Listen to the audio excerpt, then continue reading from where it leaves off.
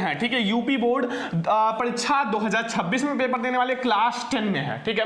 Class 10 में है तो उनको भैया सबसे ज्यादा प्रॉब्लम होता है गद्यांश और पद्यांश में, क्योंकि 6 नंबर का गद्यांश आता है और 6 ही नंबर का पद्यांश आता है। 12 नंबर आपका बिल्कुल पक्का हो जाएगा। तो हम लोग भैया जो गद्यांश है एंड आपका जो पद्यांश है उसको ट्रिक के साथ समझेंगे, जिंदगी भर आप याद रखोगे, ठीक है। बहुत आसान तरीके से समझेंगे, ठीक है। अगर आप भैया ये ट्रिक जान जाओगे ना तो मात्र 1 मिनट में आप कोई सा भी सॉल्व कर लोगे, मात्र 1 मिनट में, ठीक है। आप पेपर में जाओगे, कॉपी में आप तुरंत लिख दोगे, ठीक है। सभी चैप्टर्स हैं, सभी चैप्टर्स का हम लोग ट्रिक के साथ समझेंगे और आप लोगों का जो 12 नंबर है ना वो बिल्कुल पक्का कर लो, ठीक है। 12 नंबर आपका पक्का हो जाएगा।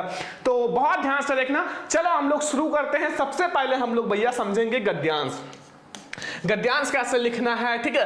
फिर हम लोग समझेंगे पद्यांश जो आपके बोर्ड एग्जाम 2026 में 100% आएगा। तो चलो हम लोग देखते हैं कि आपको बोर्ड एग्जाम में गद्यांश पद्यांश कौन सा आएगा, कैसे लिखना है, सब कुछ समझेंगे। तो मेरे प्यारे स्टूडेंट, सबसे पहले हम लोग समझेंगे गद्यांश, ठीक है। फिर हम लोग पद्यांश उसको समझेंगे। मैं आप लोगों को एक बहुत इंपॉर्टेंट गद्यांश बता रहा हूं, ठीक है, जो आपके बोर्ड एग्जाम के लिए वेरी इंपॉर्टेंट गद्यांश है, ठीक है। देखो मैंने इससे पहले एक क्लास में मित्रता जो चैप्टर है उसका गद्यांश बताया था, ठीक है। और हर चैप्टर में भैया पहचानने का ट्रिक है और ये वाला गद्यांश बहुत स्पेशल है। मैं कह रहा हूं कि 2026 बोर्ड में ये 100% आएगा, 2026 में ये 100% आएगा, क्योंकि भैया ये बहुत इंपॉर्टेंट गद्यांश है, ठीक है। बहुत ध्यान से समझना। देखो ये वाला जो गद्यांश है इसमें सबसे पहले आपको ये समझना है कि ये किस चैप्टर से लिया गया, ठीक है। जब आप इसको पढ़ोगे, ठीक है, जो आपका गद्यांश है 2-3 बार पढ़ोगे, अगर आपने चैप्टर पढ़ा होगा तो आपको पता चल जाएगा, ठीक है। और जब इसके क्वेश्चंस पढ़ोगे तब भी आपको पता चल जाता है, ठीक है, कि किस चैप्टर से लिया गया, क्योंकि बहुत सारे कीवर्ड होते हैं कि उसको पहचानने का। जैसे देखो यहां है, सबसे पहले हम लोग इसको पढ़ते हैं क्योंकि ये गद्यांश बहुत ज्यादा स्पेशल है, ठीक है। बहुत ज्यादा स्पेशल गद्यांश है जो कि आपका 6 नंबर भैया 6 नंबर ये बिल्कुल पक्का हो जाएगा, ठीक है। 6 नंबर पक्का कर देगा। तो सबसे पहले हम लोग इसको ध्यान से पढ़ते हैं जो कि बहुत ज्यादा इंपॉर्टेंट है। ध्यान से पढ़ो। देखो यहां से हमारा है हे भगवान, ठीक है। थोड़ा सा हम पतला कर लेते हैं ताकि और अच्छा लगे, ठीक है। हे भगवान तब के लिए विपद के लिए इतना आयोजन, परम पिता की इच्छा के विरुद्ध इतना साहस, ठीक है। अब यहां से यहां तक अंडरलाइन है, बहुत छोटा सा अंडरलाइन है जो कि आप थोड़ा सा 2-3 लाइन में कर दोगे, ठीक है। पिताजी क्या भीख नहीं मिलेगी? क्या कोई हिंदू भूपृष्ठ पर जीवित नहीं बचा रह जाएगा? जो ब्राह्मण को 2 मुट्ठी अन्न दे सके, यह असंभव है। फेर दीजिए पिताजी, मैं कांप रही, उसकी चमक आंखों को अंधा बना रही है, ठीक है।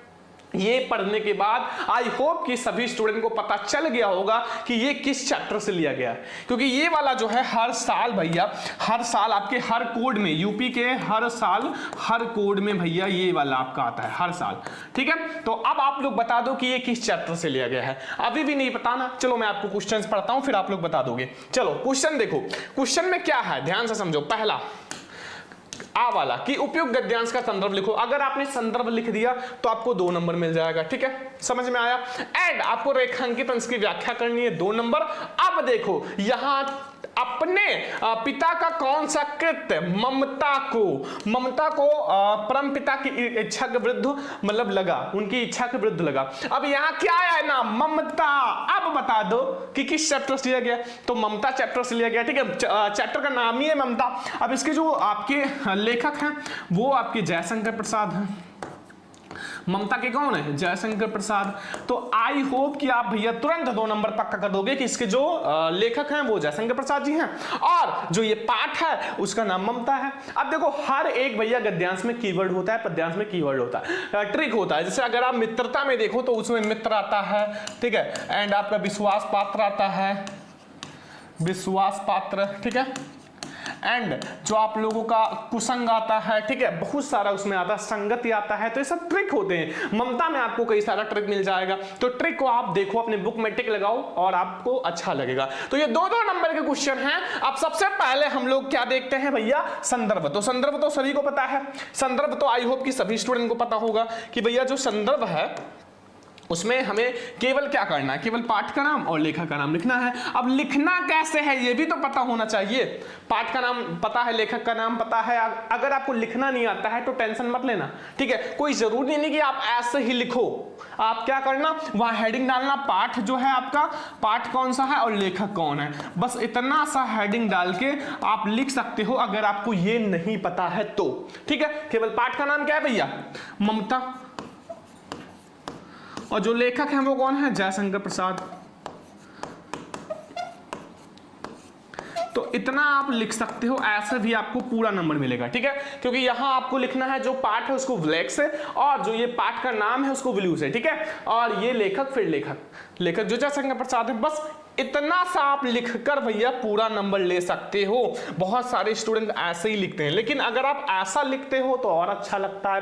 देखो, प्रस्तुत गद्यावतरण हमारी पाठ्य पुस्तक हिंदी के गद्य खंड में संकलित ममता, किस पाठ से है, ममता। अब इसको आप भैया जब बोर्ड एग्जाम में लिखना तो ब्लैक से हाईलाइट कर देना, सारा आप ब्लू से लिखना, लेकिन ये हाईलाइट कर देना, नीचे अंडरलाइन कर लेना, ठीक है, ब्लू से। एंड नामक कहानी से आपका उद्धृत है, इनके लेखक जो है छायावाद युग के प्रवर्तक जयशंकर, श्री जयशंकर प्रसाद जी हैं। तो ये भी आपको भैया, अगर आप सारा ब्लू से लिख रहे हो तो इसको ब्लैक से लिखना और आप नीचे अंडरलाइन कर लेना, ठीक है। तो संदर्भ आपको ऐसे ही लिखना है, बहुत आसान है, कुछ भी नहीं है। तो अगर आप ऐसा संदर्भ लिख दिए भैया, 2 नंबर आपका पक्का हो गया।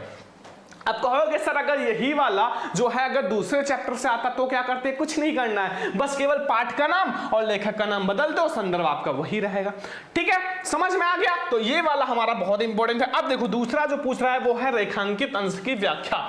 तो पहले आप रेखांकित अंश को ध्यान से पढ़ो, गद्यांश में रेखांकित अंश को ध्यान से पढ़ो। यहां से, हे भगवान तब के लिए विपद के लिए इतना आयोजन, परम पिता के विरुद्ध इतना साहस, बस इतना ही करना है। तो ये तो बहुत आसान है, छोटा सा व्याख्या है। देखो छोटा सा व्याख्या, रेखांकित अंश की व्याख्या को समझते हैं। देखो रेखांकित अंश की व्याख्या, लेखक जयशंकर प्रसाद का कहना है कि जब ममता ने सोने के आभूषण से भरा हुआ थाल देखा, मतलब जो ममता है उसने सोने से भरा आभूषण का थाल देखा, क्योंकि उनके पिताजी मतलब फ्यूचर के बारे में सोच रहे थे और उसको इकट्ठा कर रहे थे, रख रहे थे, ठीक है। तो उसने देखा, तब वह हतप्रस्त हो गई, मतलब थोड़ा आश्चर्यचकित हो गई। क्या, वह आश्चर्य प्रकट करती हुई अपने पिताजी से कहती है कि आप विपत्ति के लिए उतना धन संग्रह क्यों कर रहे हो, मतलब विपत्ति आने से पहले आप इतना धन इकट्ठा क्यों कर रहे हो, विपत्ति मतलब इतना विपत्ति आए तो इसके लिए इतना धन क्यों इकट्ठा कर रहे हो। क्योंकि ममता जो थी वो ऐसी थी ना, बहुत सारी मतलब महिलाएं ऐसी होती थी जिनको पैसे वैसे से नहीं मतलब होता, ठीक है। बहुत सारे लोग ऐसे होते हैं, जैसे बहुत सारे लोग होते हैं ना कि पंडित बन जाते हैं, उनको पैसे वैसे से मतलब नहीं होता।